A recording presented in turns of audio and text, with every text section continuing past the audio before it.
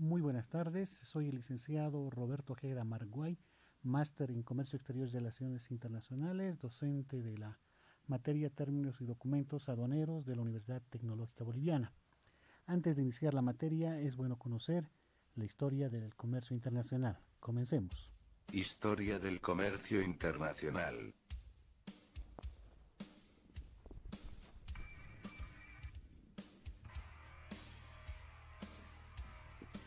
Los orígenes del comercio se remontan a finales del Neolítico, cuando se descubrió la agricultura. Al principio, la agricultura que se practicaba era una agricultura de subsistencia, donde las cosechas obtenidas eran las justas para la población dedicada a los asuntos agrícolas. Sin embargo, a medida que iban incorporándose nuevos desarrollos tecnológicos al día a día de los agricultores, como por ejemplo la fuerza animal, o el uso de diferentes herramientas, las cosechas obtenidas eran cada vez mayores.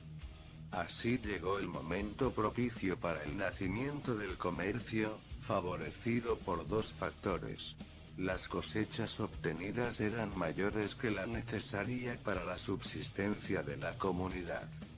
Ya no era necesario que toda la comunidad se dedicara a la agricultura, por lo tanto parte de la población empezó a especializarse en otros asuntos, como la alfarería o la siderurgia.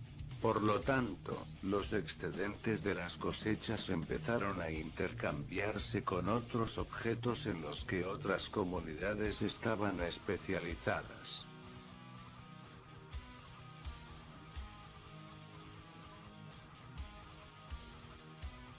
El trueque era la manera en que las antiguas civilizaciones empezaron a comerciar. Se trata de intercambiar mercancías por otras mercancías de igual valor.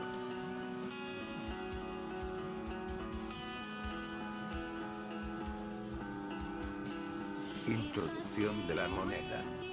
La moneda, o dinero, en una definición más general, es un medio acordado en una comunidad para el intercambio de mercancías y bienes. El dinero, no solo tiene que servir para el intercambio, sino que también es una unidad de cuenta y una herramienta para almacenar valor.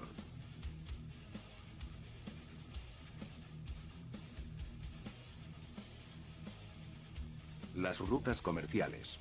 A lo largo de la Edad Media, empezaron a surgir unas rutas comerciales transcontinentales que intentaban suplir la alta demanda europea de bienes y mercancías, sobre todo de lujo. Entre las rutas más famosas destaca la ruta de la seda, pero también había otros importantes como las rutas de importación de pimienta, de sal o de tintes. Las cruzadas fueron una importante ruta comercial creada de manera indirecta. La ruta que se creó a raíz del movimiento de tropas, suministros, armas, artesanos especializados, botines de guerra, etc. reactivó la economía de muchas regiones europeas. Este mérito se atribuye en parte al rey inglés Ricardo I Corazón de León, que al involucrarse en la Tercera Cruzada consiguió importantes victorias comerciales para Europa, como por ejemplo el restablecimiento de la ruta de la seda y la recuperación de las rutas de la pimienta. Escena portuaria austral. Las ciudades del desierto del Negev estaban asociadas al extremo mediterráneo de la antigua ruta del incienso y de la ruta de la seda.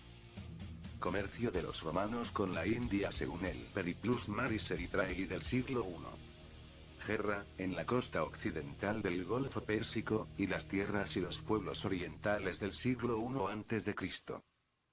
La economía del reino de Cataban, mostrado en el mapa en azul claro, se basó en el cultivo de especias y plantas aromáticas y en su comercio y el de sus productos derivados, como el incienso y la mirra.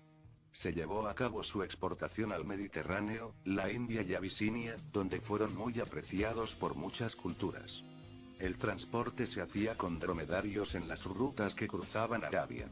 Y a la India, se hacía por mar. Este mapa del Yemen muestra la ciudad de Mocha que se halla en la costa oriental del Mar Rojo, enfrente de Eritrea, que está en la occidental. Este mapa ilustra el primer viaje de Vasco da Gama a la India, que aparece en color negro, y los viajes de Prodacovil, mostrado de color naranja, y Afonso de Paiva, mostrado de color azul. El tramo común de los dos últimos aparece en color verde. La actividad monopolista de la Compañía Británica de las Indias Orientales dio lugar en respuesta al motín del té. Mapa de la participación en la Organización Mundial del Comercio. En verde rayado, muestra a los miembros que pertenecen a la Unión Europea. En verde continuo, muestra a los miembros ajenos a la Unión Europea. En amarillo, muestra a los observadores de próximo ingreso. En anaranjado, muestra a los observadores. Y en gris, muestra a los ajenos de ingreso pendiente. A finales del siglo XIII Marco Polo fue pionero en el desarrollo del comercio europeo con el Extremo Oriente abriendo la ruta de la seda. Más tarde Vasco da Gama exploraría rutas por mar menos costosas y más seguras hacia el este asiático. De la misma manera, desde el descubrimiento de América, la búsqueda de un paso interoceánico que permita una línea comercial directa entre el Océano Atlántico y el Océano Pacífico condujo al hallazgo del Estrecho de Magallanes.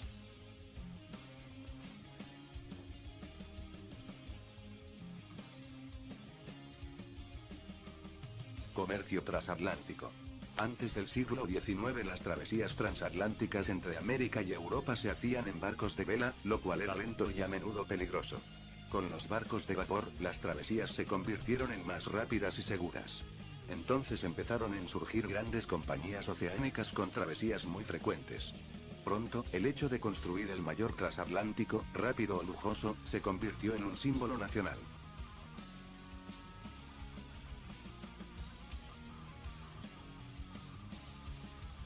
Las innovaciones en el transporte. Antes de la revolución del transporte del siglo XIX, las mercancías de consumo tenían que ser manufacturadas cerca del lugar de destino. Era económicamente inviable transportar mercancías desde un lugar distante.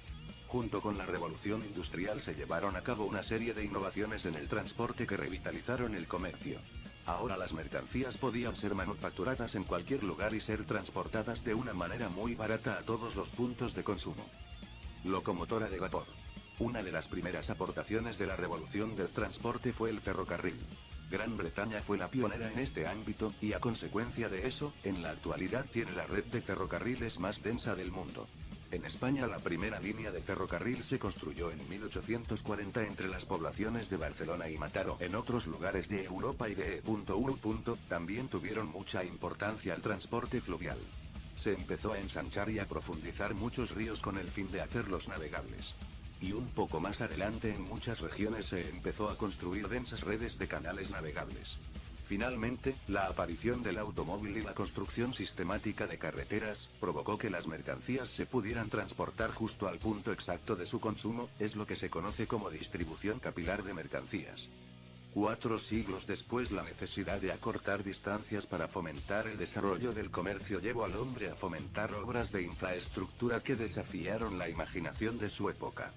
El Canal de Suez, inaugurado por Ferdinand de Lesseps de 1869, significó un paso trascendental para la ruta Oriente, induciría un vuelco en el mapa del comercio internacional. En ese mismo año Estados Unidos inauguró el ferrocarril transcontinental, una solución que se afianzó como potencia comercial.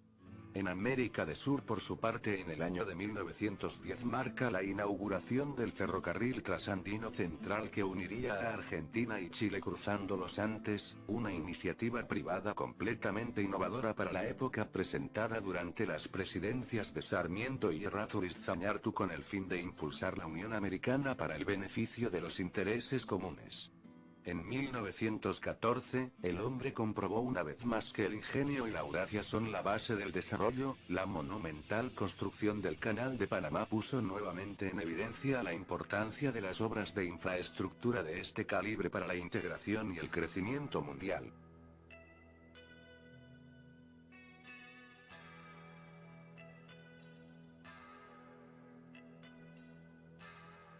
Globalización.